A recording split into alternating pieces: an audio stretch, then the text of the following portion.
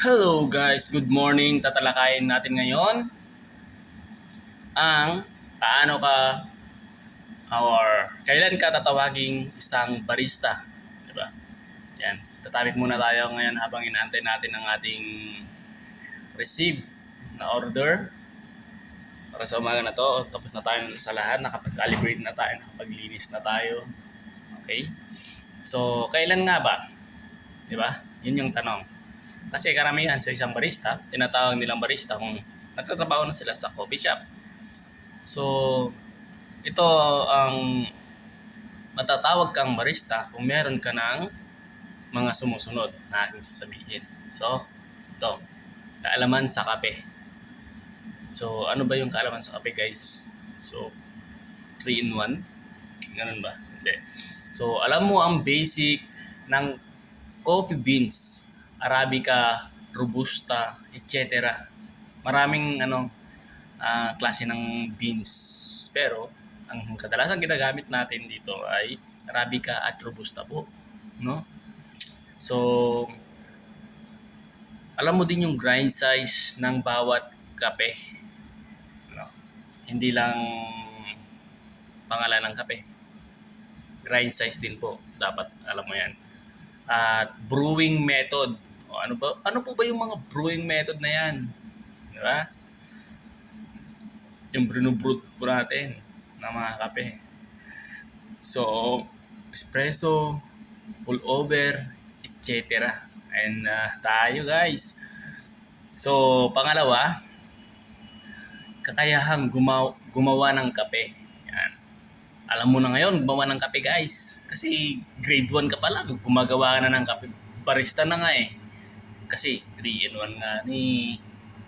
So, kakayahan gumawa ng kape. So, marunong kang gumamit ng espresso machine. Kasi guys, nandito ka ngayon sa coffee shop. Hindi na po ditimpla.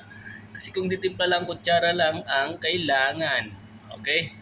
So, dapat marunong kang gumamit ng espresso machine at grinder po. No?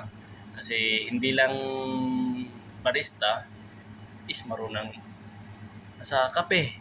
Diba? Dapat marunong ka din gumamit ng espresso machine at grinder. How to adjust. Diba? I-adjust mo kasi yan. May settings mo yan.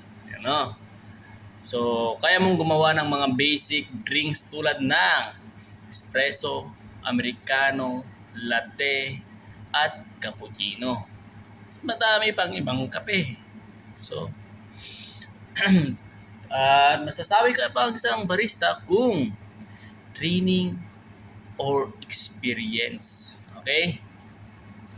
So, may barista training ka o may actual work experience ka sa coffee or cafe, no? Cafe or coffee shop. Yan, matatawag ka ng isang barista, no? Hindi kailangan ng certificate agad. No? Importante marunong at sanay ka. Kasi aanhin mo yung certificate kung hindi ka naman marunong. Ano po? So, bago ka makakuha ng certificate, kailangan mong matuto sa isang paaralan ng mga barista. So, advantage mo na yung may marunong ka, at least maipasa mo yung training mo. Okay? So, last one, no? Consistency at professionalism. Okay, nabubulol na naman ako, no? Sa consistency at professionalism. Pero pare-pareho ang lasa ng kape na ginagawa mo at malinis ka sa trabaho. Okay? Dapat maintain po kung ano yung lasa ngayon, yun pa rin yung lasa hanggang sa dulo ng kape mo. Yun yung consistency. Ang hirap talaga magbigkas ng English, no? Kumbaga consistency. Okay. Hanggang doon lang. So, sa madaling salita, kung marunong ka gumawa ng kape ng tama, may kaalaman sa kape at ginagawa mo ito bilang trabaho o rule sa cafe, no? Kasi may mga rules po tayo sa mga coffee shop, guys. Hindi basta sinabihan kang barista is barista ka na po, no? So, barista ka na. Certificate is a plus. Okay, ito na tayo. Kasi yung ibang barista, sinasabi nilang barista sila dahil may certificate sila. Pero sa oras ng trabaho po, guys, yung mga halos may certificate, halos sila pa po yung tinuturuan ng may experience. Okay. So, pero skills plus experience ang pinakabasihan. So, hanggang dito na lang po. Paano ka ba tawagin na isang barista? Nasabi ko na po.